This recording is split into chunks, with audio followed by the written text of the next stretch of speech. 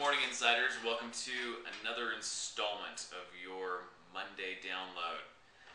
Today, I've got a core subject that I want to talk about, but let's start out with some shout outs. I've got a couple of them today. First one is to Todd Sullivan with Keller Williams and his assistant Tara. And then the other is to Karen Shaw, also with Karen Williams. This shout out is a congratulations for sending in a full, complete submission of your short sale package. The Sullivan Group, they do it very regularly. Karen had one this week that came through, and when Sue was putting in the notes, she said, needed items, nothing. So congratulations to both of you. The reason that's so important and why congratulations are due is because we're finding that agents that don't send in full packages when they submit their files to us, we spend on some of them as much time with you trying to get your homeowner to get documentation into us so we can process the short sale as we do in negotiations with the bank, which is a total bummer. Obviously, some of those banks take a long time to do their negotiations, but we had one recently that was between 2 and 3 weeks of actual negotiation time with the bank, and when we look back on it, we spent about 2 or 3 weeks trying to get the homeowner to get documentation in. So congrats to Todd, his team, and to Karen, and for the rest of you, I would highly recommend that you take that best practice that I sent out the other day about not actually listing the property until you have all of the opening documentation from your seller. If you do that as kind of a non-negotiable, this is how I do my listing of a short sale. I get all my documentation and then I put it on the market. It's a great leverage piece that you can use to make sure you have all that stuff. And then when an offer comes in, you just get your remaining documentation, send it all into us with the offer, and we're good to go. So anyway, that's a best practice that agents are using. So I have something a little bit special for you today.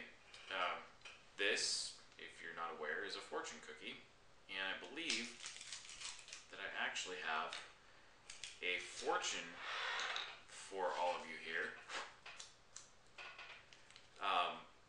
Okay, the week of April 19th, 2010, you will receive multiple rescissions on your short sale files. Okay, well, what's that supposed to mean? It means that the 2010 homebuyer tax credit is getting ready to expire. You know, as all real estate agents do, this is a big boom in the market right now, that contracts that are mutually accepted before April 30th and close before June 30th receive an $8,000 tax credit for first-time home buyers and $6,500 for move-up buyers. Well, here's the reality, and the reason this fortune has come out this way is that for a short sale, that week of April 19th is 2 weeks before the deadline to have a mutually accepted contract. If a buyer's agent allows their contract to go beyond that point in a short sale and they're not highly confident that that's going to close by June 30th, their buyer may completely lose out on that tax credit. It's just a reality.